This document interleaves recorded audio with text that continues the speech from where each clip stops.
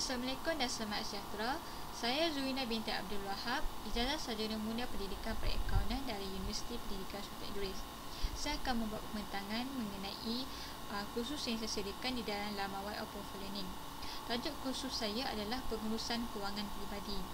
Kursus ini adalah berkaitan dengan perumusan dan perancangan wang, risiko dan insurans ataupun takaful, pelaburan dan perancangan bagi keadaan di luar jangkaan.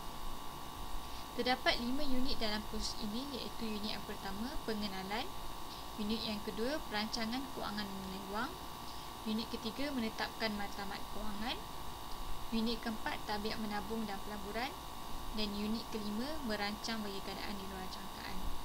Sekarang, mari kita tengok unit yang pertama, iaitu pengenalan. Di dalam unit pengenalan, saya ada membincangkan mengenai sinopsis kursus dan juga hasil pembelajaran.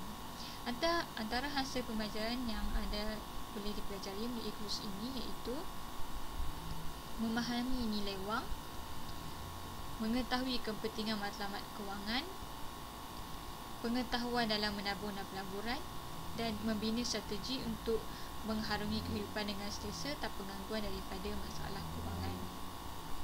Unit yang kedua iaitu perancangan kewangan dan nilai wang. Di dalam unit yang kedua ini, saya ada membincangkan mengenai apa itu perancangan wang dan juga memahami nilai masa itu sendiri. Di dalam memahami apa itu perancangan kewangan, saya ada memberi satu gambaran di mana gambaran ini adalah berkenaan dengan situasi bagaimana cara untuk anda merancang dan merancang untuk sampai ke suatu destinasi yang anda ingin tuju. Dan di dalam perancangan itu ia mempunyai tempoh masa, iaitu dari segi jangka masa pendek, sederhana dan juga panjang. Dan perancangan itu sama juga dengan perancangan kewangan, di mana perancangan kewangan juga mempunyai tempoh masa, iaitu mempunyai jangka masa pendek, sederhana dan juga panjang.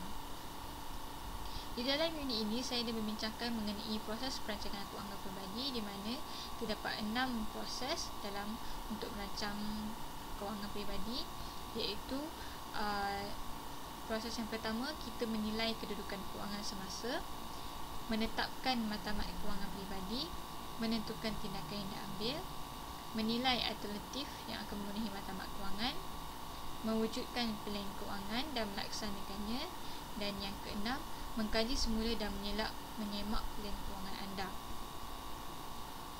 Di dalam unit ini juga saya ada membincangkan mengenai nilai masa, di mana nilai masa ini terbagi kepada dua, iaitu nilai masa kini wang dan juga kuasa faedah compound. Nilai masa kini wang dikenali sebagai present value, di mana nilai kini wang pada masa kini adalah lebih besar jika dibandingkan dengan nilai kini wang pada masa hadapan.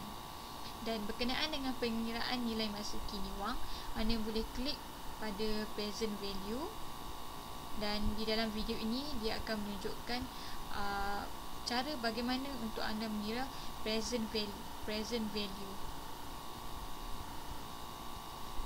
Kuasa faedah compound pula adalah lebih dikenali sebagai future value.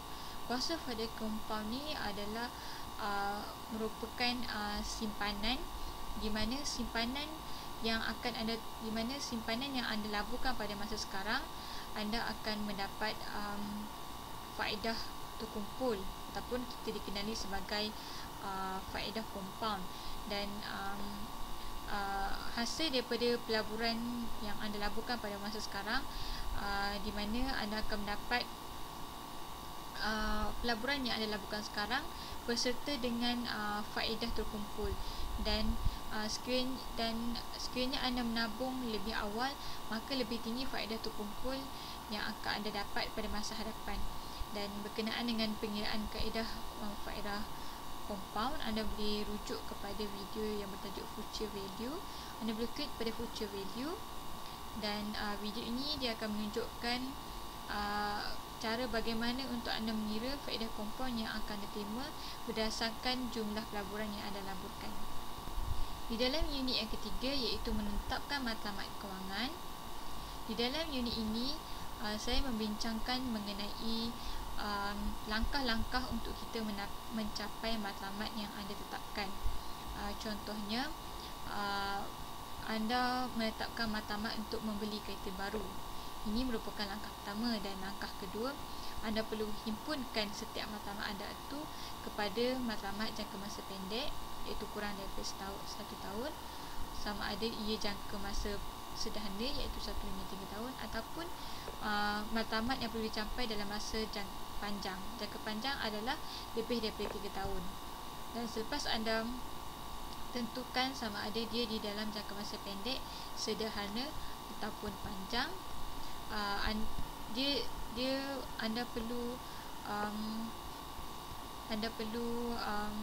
membuat pengiraan berapa banyak yang perlu anda simpan untuk mencapai matlamat anda untuk membeli kereta baru dan mengikut tempoh yang telah anda tetapkan. Di dalam unit ini juga saya ada membincangkan mengenai simpanan untuk keperluan kecemasan, di mana keperluan kecemasan ini biasanya dilalui oleh semua individu ataupun setiap individu, di mana keperluan kecemasan seperti kemalangan, mendapat penyakit serius yang memerlukan rawatan perbelanjaan yang tinggi, ataupun mengalami kematian yang memerlukan perbelanjaan. Dan sekiranya kita mempunyai simpanan untuk keperluan kecemasan, kita boleh meringankan beban kita ataupun orang-orang di sekitar kita dalam menghadapi keperluan kecemasan itu.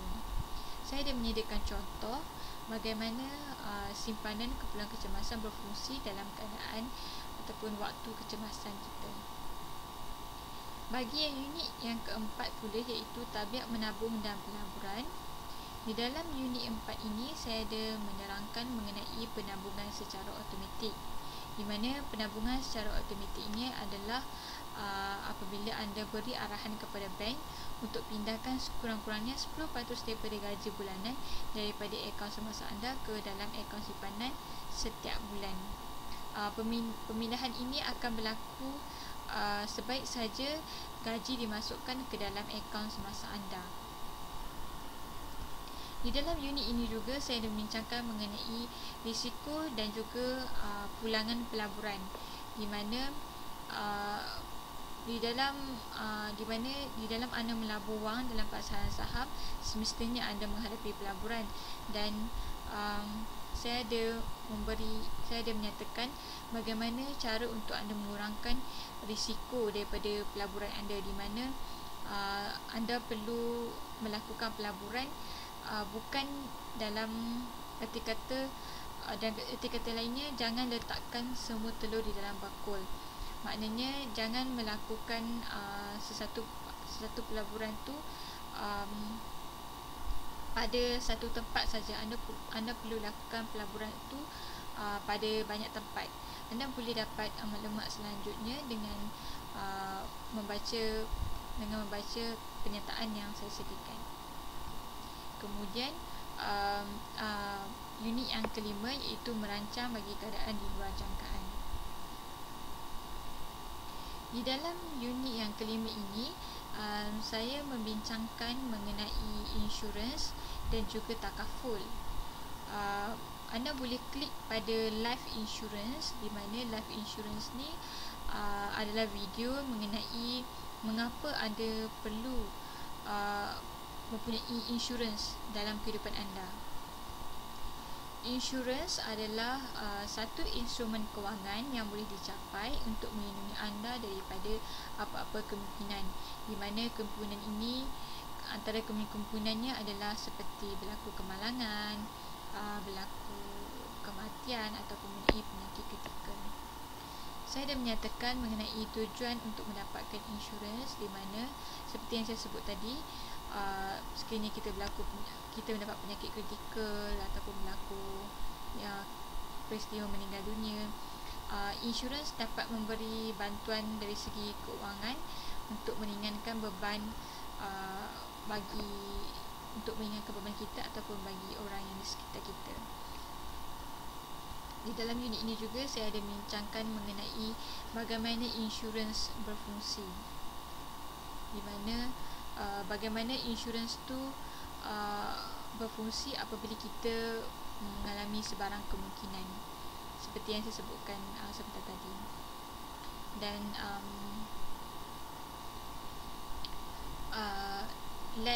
Dan let your bad times covered by insurance juga merupakan satu video yang membincangkan tentang insurance, di mana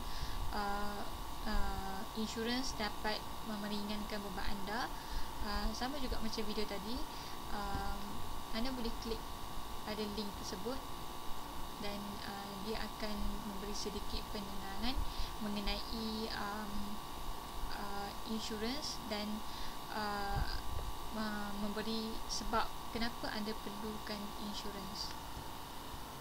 Jenis-jenis insurance adalah insurans hayat, di mana produk insurans, di mana produk utama insurans hayat adalah insurans hayat seumur hidup, insurans bertempa, insurans endowment, dan juga insurans perubatan dan kesihatan. Insurans am pula adalah insurans yang merupakan polisi insurans yang melindungi anda daripada apa-apa kerugian yang disebabkan oleh kecurian ataupun kerosakan barangan peribadi, di mana produk insurans am, produk utama insurans am adalah kenderaan, kediaman, perjalanan dan juga barangan peribadi. Dan takaful merupakan satu konsep di mana konsep insurans yang berdasarkan prinsip syariah. Dan untuk maklumat yang lebih detail mengenai takaful, anda boleh klik pada takaful explanation. Video ini akan menerangkan mengenai takaful, iaitu insurans secara Islamik. Takaful terbagi kepada takaful keluarga, di mana produk utama bagi takaful keluarga adalah keluarga dan juga annuiti persaraan dan juga perubatan dan kesihatan. Dan takaful am, produk utamanya adalah takaful rumah, takaful motor, takaful kemalangan diri dan juga takaful kemalangan diri yang merupakan produk utama bagi takaful am, di mana takaful am ini adalah insurans yang untuk melindungi sebarang kehilangan, kerosakan harta benda ataupun barangan peribadi. Sekian saja pembincangan saya mengenai tajuk khusus pengurusan kewangan peribadi di dalam laman web portfolio ini. Sekian, terima kasih.